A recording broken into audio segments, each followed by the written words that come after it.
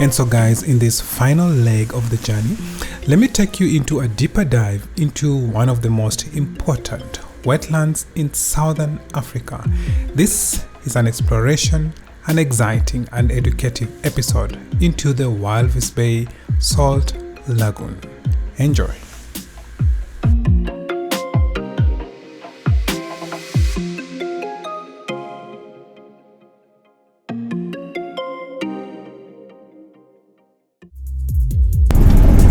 It's been a while since I was at the the Salt Work Company. So let me take you through the Salt Company and the Red Sea.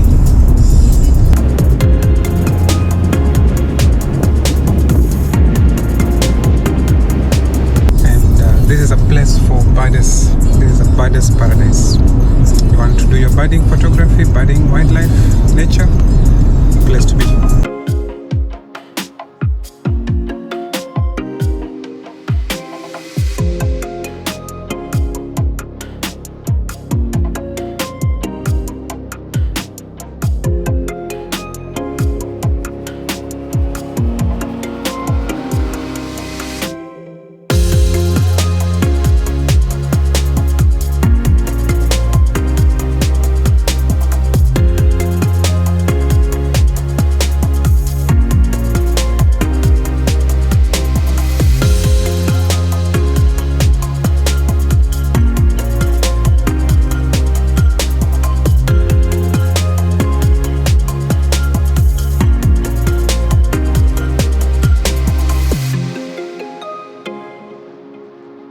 And so here we are in one of the most important wetlands in sub-Saharan southern SADC region. This is the Walvis Bay Salt Lagoon, a member of Ramsar Conservation of Wetlands.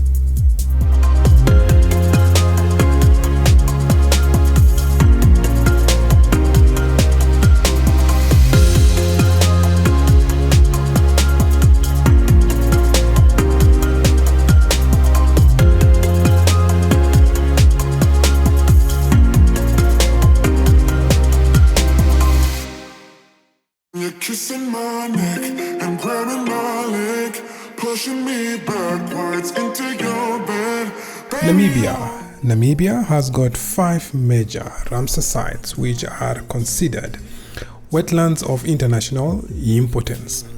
These are the Walvis Bay Salt Lagoon, which is considered a birdwatcher's paradise. Then we have the Sandwich Harbour, which is a few kilometers away from the Walvis Bay Lagoon. This is a coastal wetland. Followed by the Orange River Estuary. Another coastal wetland. Then we have the Toshapan, an inland wetland. And then finally the Bwabwata Okavango Ramsar site, another wetland in Namibia. Too deep, so I pick up my clothes and be on my way. Leave you a note saying I can't stay. Baby, you are all I need, but I don't wanna dive too deep, too deep. I think I learned my lesson. You can love somebody else until you're loving yourself. I need some direction before we dive into these sheets. Maybe on another day I'd encourage you to make me stay, but baby, I'm just trying to numb my brain and wrap my head around this whole thing. When you're kissing my neck and grabbing my leg, pushing me backwards into your bed.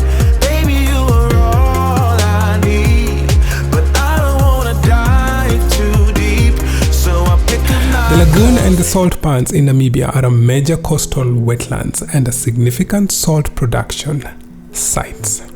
Some features of the Walvis Bay Salt Lagoons, or things to find to see in the Walvis Bay Salt Lagoon, include the lagoon itself, comprising of 45,000 hectares lagoon that is a heaven for coastal birds. Birders are in paradise here. Photographers know that this is their photographic ground. Birds like flamingos, plovers, sandpipers, three-banded plovers, and many others are found along this place.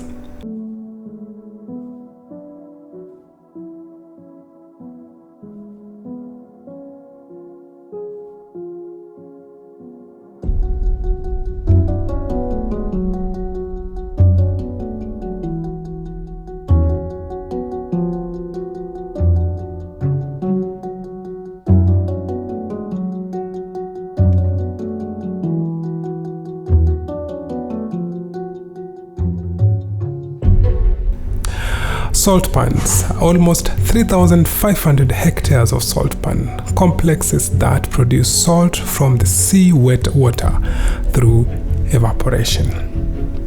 And part of the best sights in this place is the pink lakes. Some people call it Red Sea. Some of the ponds are pink due to the salt-tolerant microorganisms that produce beta-carotene.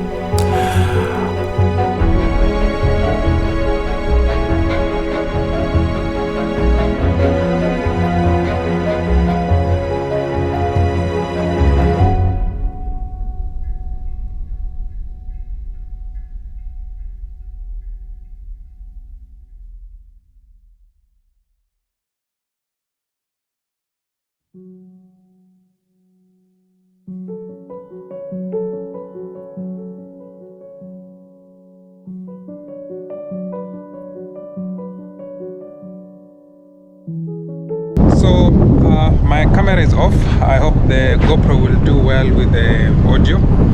It's quite windy. So I'm here at the Walvis Salt Company and I want to show you the Red Sea. I'm here with Yawa. There's Yawa, you see? She's beautiful. Don't you think so? 13 years old and still performing quite well. So let me show you the Red Sea. See? How do I climb it?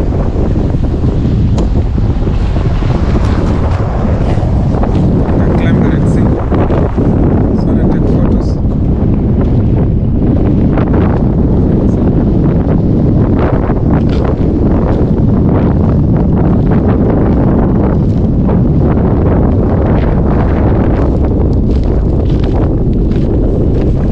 Basically not Red Sea, however, it's a man-made lake which has become red simply because of the presence of algae and chemicals used to manufacture. Yeah.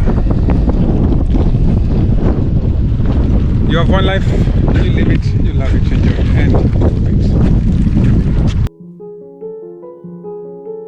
wildlife lovers, there's a lot of birds, for example, as previously said, flamingo, greater white pelican, chestnut, banded plover, African oysters, cape eels, black-necked grebes, sandpipers, sanderlings, grey plovers, and ruddy turnstones.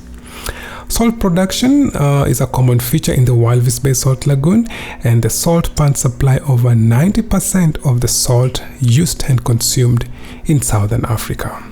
The salt pans are rich feeding grounds for shrimps and larval fish, meaning there's a lot of shrimps around this place. While visiting, it is important to note that the best time to come here is during the sunrises and sunset for the best panoramic and photographic opportunities. Bring your binoculars, bring your cameras, bring your everything that can use to capture birds. Wear comfortable shoes for walking around the salt pans, and you don't want to have your high heels on. Some Crocs and some sneakers or some Kalahari shoes would be your best choice.